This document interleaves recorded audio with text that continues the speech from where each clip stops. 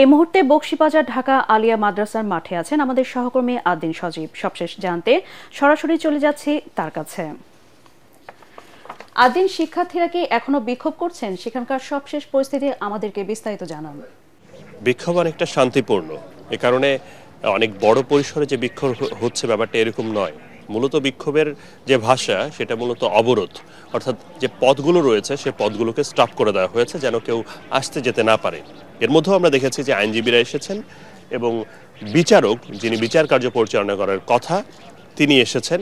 এসে তিনি পরিদর্শন করেছেন, এখনো পর্যন্ত অবস্থান করছেন। ঠিক শুনানি, যে মামলার যে শুনানি আজকে হওয়ার কথা ছিল সেটা হবে কি হবে না সেটা স্পষ্ট এখনো কেউ করেনি। তবে ভিতরের যে পরিস্থিতি, অর্থাৎ যে আদালত কক্ষ রয়েছে সেই আদালত কক্ষটা আপনাদেরকে একটু দেখাই। এই ভিতরের পরিস্থিতিটা হচ্ছে যে পুড়ে ছাই হয়ে গেছে সব কিছু।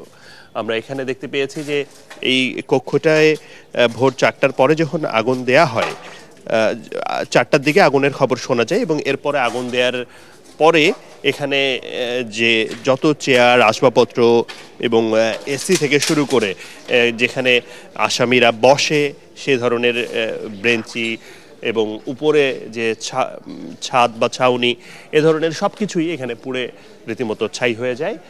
কোনো কিছুই বাদ নেই। আমরা এখনো দেখতে পাচ্ছি যে এখানে কোথাও কোথাও ধোঁয়ার উঠছে। তো বোঝাই যাচ্ছে যে ভেতরের পরিস্থিতি একেবারে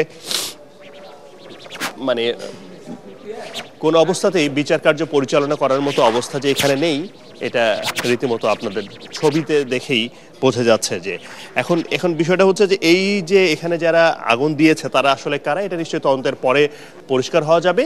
তবে শিক্ষার্থীরা তাদের পক্ষ থেকে বলছে যে বিডিআর বিদ্রোহের যে মামলার শুনানি সেই দ্রুত সময়ের মধ্যে সব কার্যক্রম হোক, এটা নিয়ে তাদের কোনো আপত্তি নেই। কিন্তু বছরের পর বছর ধরে যে এখানে এই মাদ্রাসা প্রাঙ্গণে, আলিয়া মাদ্রাসা প্রাঙ্গণে এই ধরনের কার্যক্রম চলছে, বিচার কার্যক্রম অস্থায়ীভাবে আদালত বসিয়ে, সেটা তারা চান না। তারা চান যে এটা দ্রুত অপসারণ করা হোক এবং অপসারণ করানোর কথা বারবার বলা হলেও বিভিন্ন মন্ত্রণালয়ে তারা এখনো পর্যন্ত কোনো সাড়া সেরকম না দেওয়ার কারণে তারা এই অবস্থানে গেছেন।